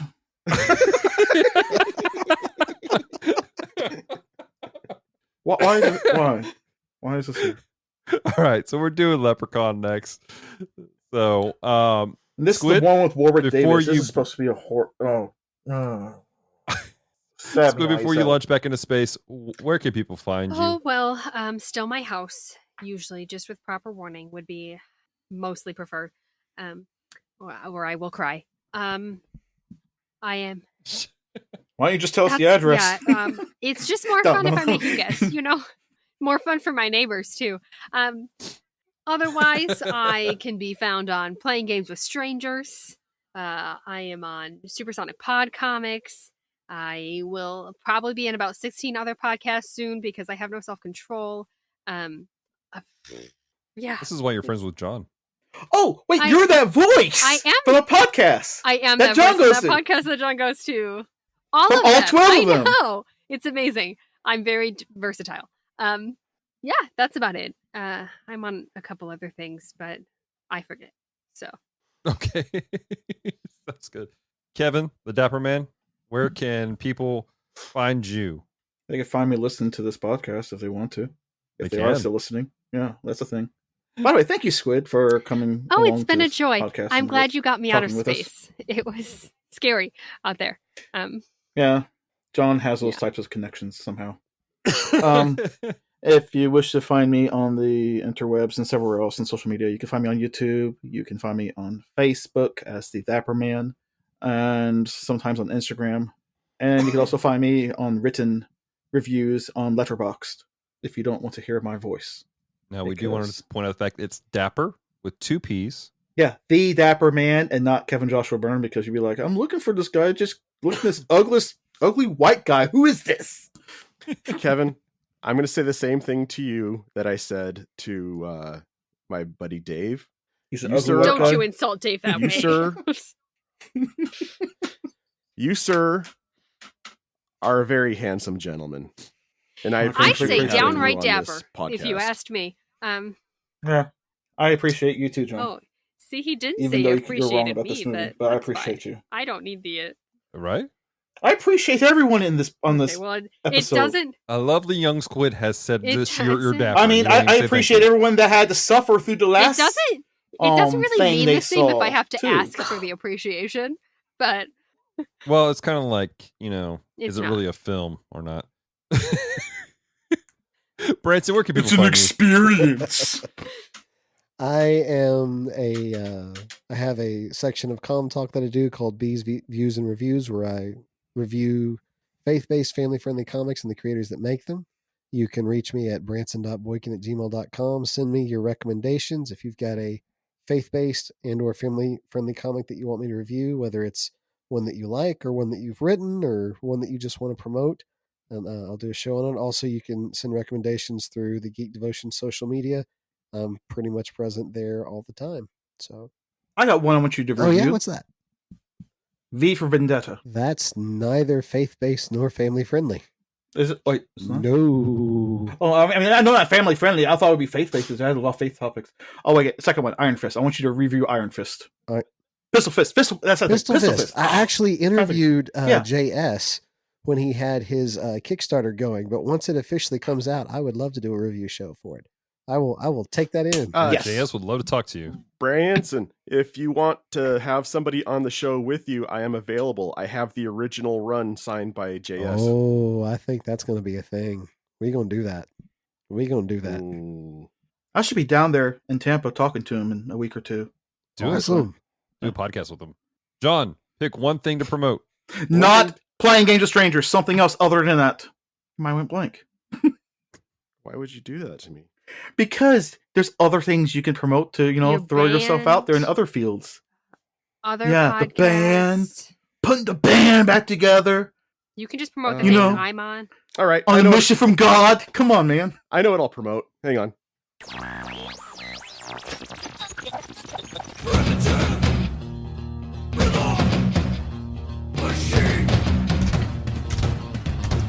John Haryu, Steve MacDonald, Music Theory,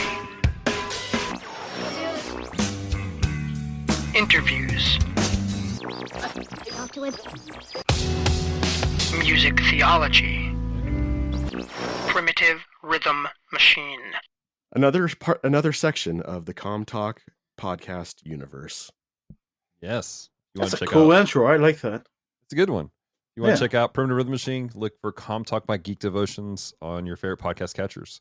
So I'm Dallas. You can find me at geekdevotions.com and all other social platforms with Geek Devotions, where you do see John, you see Branson, you'll see Kevin from time to time, even looking all dapper. Eventually, we'll have Squid on there more often, also. That being said, we want to invite you guys to please check out more of the Bottom Shelf on Facebook and Instagram. Look for the Bottom Shelf podcast, where you'll find our reviews. You'll find a world of magical memes done by our very own Dapper Man, because the Dapper Man is the meme master. So that's a thing. That being said, ladies and gentlemen, have a great week, 2 weeks, and stick around for our final rating from Glitz.